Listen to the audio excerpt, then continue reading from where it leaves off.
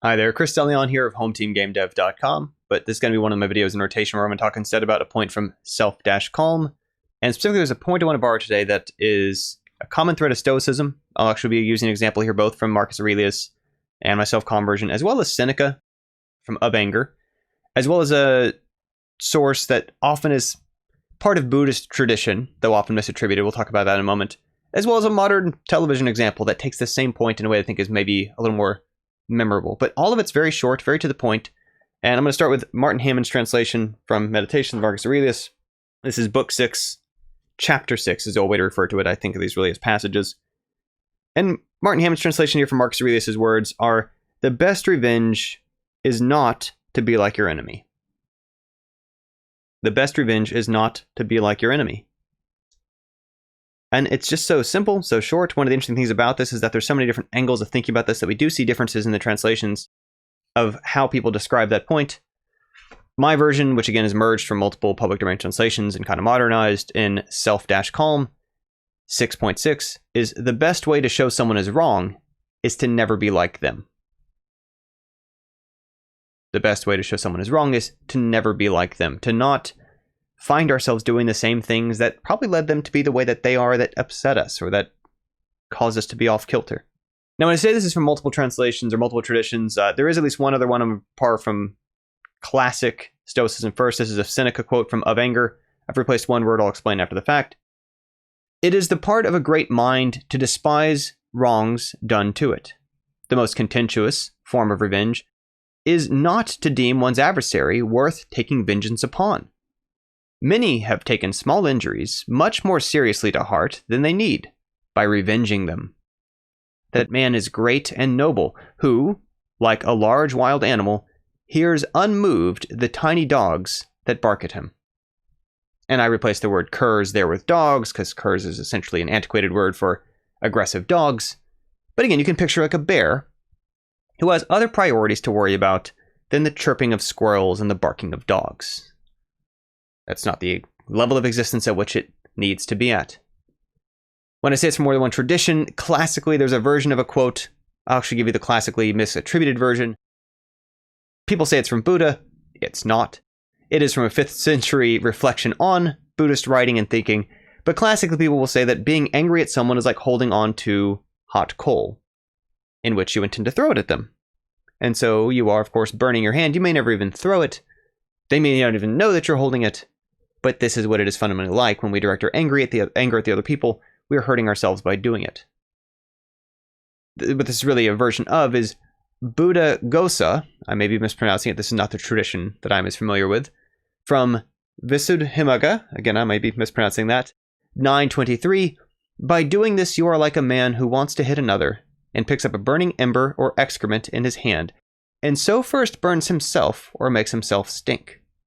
When I say there's a modern cultural reference, there's a scene popularized in animations on the internet. I won't even pronounce the word, because I think people can't agree on how to pronounce it. It distracts folks. Or in captioned meme pictures.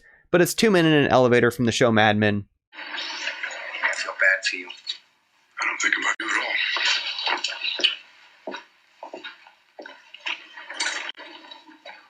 And one of the common themes in Stoicism is this notion that we are fundamentally in control of what happens up here, at least in terms of what we think about, what we give our thoughts to, what we decide to get swept up and tied up in. And obviously, there is a separation between the initial stimulus trigger of something outside of us and then our decision of what to do with that, whether we let it snowball, whether we let it spiral, whether we decide that, no, this is not the right thing to do with my energy and attention.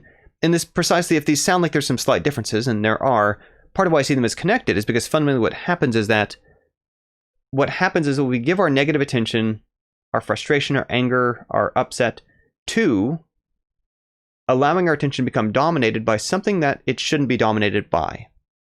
This is the bear paying too much attention to the barking dogs. This is and maybe Don Draper's a crummy case for other valid reasons within the story of that drama, but essentially decides to not let his attention be derailed by somebody else who he believes is below what he should be spending his time, energy, and effort on. And even though these quotes vary from 5th century to 2nd, 3rd century and other time periods that are a long time ago, I think that we are in a very special situation in the modern life, literally within my lifetime, your lifetime as well, obviously, because you're here. There's a unique situation that has arisen where previously we were guarded from what things would reach our attention, who had access to publishing channels, a lot of different channels along the way of people who, for better or for worse, would say this isn't expert enough. This isn't vetted enough. This isn't fact checked enough. This doesn't meet the right credentials. We need someone to have a PhD in this or to have certain established authority within this community to comment on it. Now, there were absolutely flaws with that system. This is not to defend the way things used to be. I'm very much a fan of lowering barriers to self-publishing books, to self-publishing videos, to being able to have anyone put their voice out there on Twitter and Facebook, Instagram, any other platforms people are using. But the other side to that is it does raise our necessity of being sensitive to, we can't trust that just because information is out there that it's worth us thinking about. No one else has filtered, aside from the source of it itself, whether or not this is worth giving your attention to. And that if what you do is you spend all day chasing down distractions of people you disagree with, and people who've said things that don't resonate with you. Now, I'm not saying you should block all that out, or you should be oblivious to it, or deny that it exists. I'm certainly not trying to suggest you should ignore problems that aren't unique to your plight, and everyone fend for themselves. But what I am trying to suggest is that even from a practical angle, if there are battles you pick, things that are important to you, things that you feel you are within arm's reach of doing something about, and I'm not saying fixing, I mean helping to move the needle. In many ways, engaging productively with making that change happen also requires, to an extent, not letting our mind get overly soaked up in anger and frustration, unproductively spent on other things that we are not, with any realm of possibility of our lives, going to help do anything about. Someone probably should, hopefully someone else should. We can respect those people, we can appreciate those people. But it does feel like at some point there are so many things going wrong that people need to have a hand in helping to do something about. You can pick one, you can pick a few, you can pick several. You can spread yourself as thin or focus yourself as much as you choose. But I will propose that it probably cannot be all of them. And so again, to some extent, there might be a degree of figuring out how we create that distance, that gap, that front filter, where it's going to enter our eyes. That's the world we live in. It's going to be on our Twitter feed. It's going to show up in your YouTube notifications. It's going to show up in your email. It'll be in the world around you. Might be your neighbor. Might be your coworker. Might be your friend from home. But you can decide at that point, are you going to let that enter you, upset you, turn you into being more like maybe how they are? And I think sometimes if we zoom out a little bit and we be fair to the things that most upset us, we sometimes are upset because we see a shred in there of how we might be, or that maybe they've become like this because they failed to respect their own finite energy.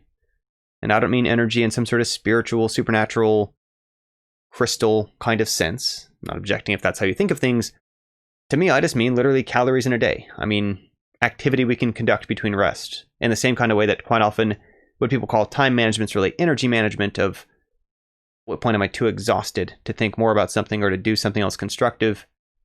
I think that part of how we protect ourselves from not grinding ourselves down until we can't do the things that are important to us, that we mean to do, can't have a role in doing the things that we can do something about, becomes this very distinction between what is worth taking revenge on, what is worth being mad about. At what stage can we be like the bear that ignores the dogs? At what point can we be someone that has enough priority and import on the mission and our ability to affect change on it that we don't let ourselves get sidetracked on what may well be a valid mission, but is not the mission we are currently able to commit our energy, attention, time, and efforts to. And it's a hard thing to draw the line for, but it is a challenge that's been brought to us without necessarily our permission. Again, there's also some pros that have come with those cons. But it's a short line. Again, the Self-Calm version, which is a free audiobook mashed up from public domain versions of Marcus Aurelius Meditations at self-calm.com, and TXT, PDF, EPUB, Mobi, standard formats. 6.6, the best way to show someone is wrong is to never be like them. I've probably mentioned a point like this before. It's so fundamental to Stoicism, it's threaded throughout the text in various other fashions, not just his, but Seneca's as well. It's also something that I mean, I think it's such an important practical message is the reason why I think it co-evolved from other cultures, the Buddhist tradition and so on, that it feels like something that could be brought up every single week in different ways and not be words badly spent, because the amount of people who need to hear it and put it into practice and will benefit from doing so. But that's it for the day. If you're interested in more of the kind of thing, check out self-calm.com. The ebook is free there with that and some other lines that are, again, are kind of mashed up, modernized from Meditations by Marcus Aurelius. That's it for the day. Catch you another time. Thanks for being here. Bye for now.